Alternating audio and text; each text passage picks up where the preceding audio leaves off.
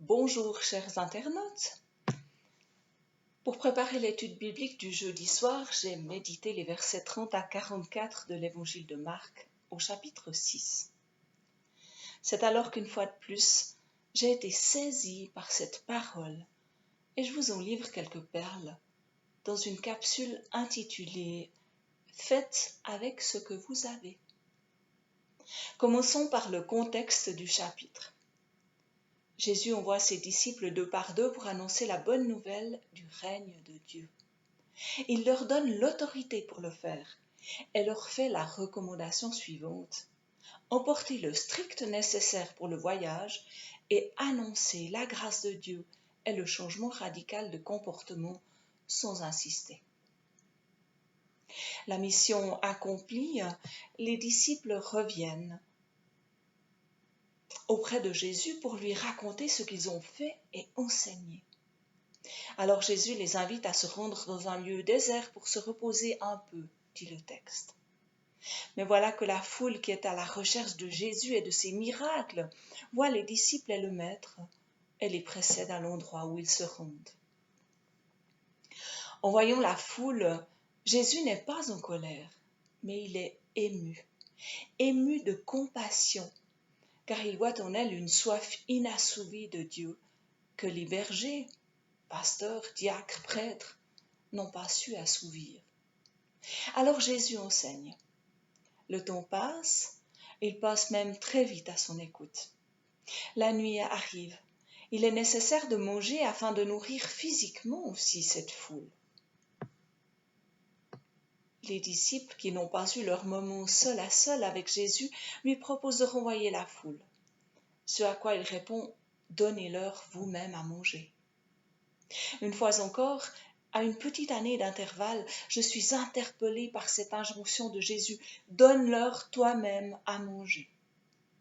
Et je réalise que ma pensée a évolué.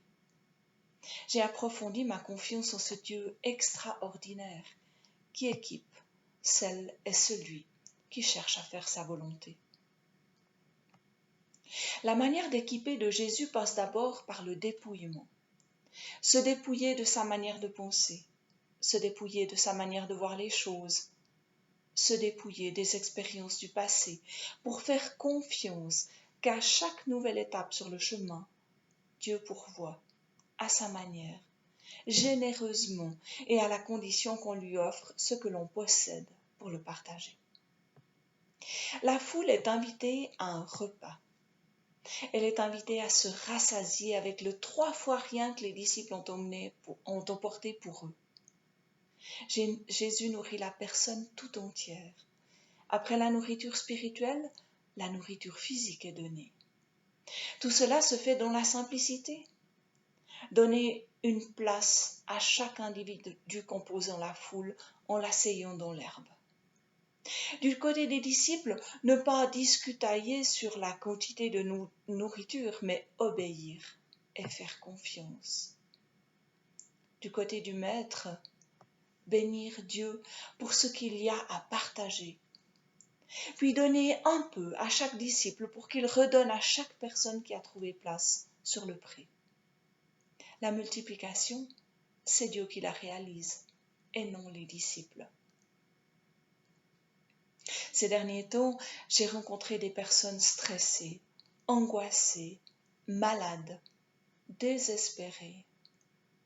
Je n'ai rien à leur offrir, hormis la paix qui m'habite et une prière confiante à celui qui peut assouvir leur soif, quelle qu'en soit la nature.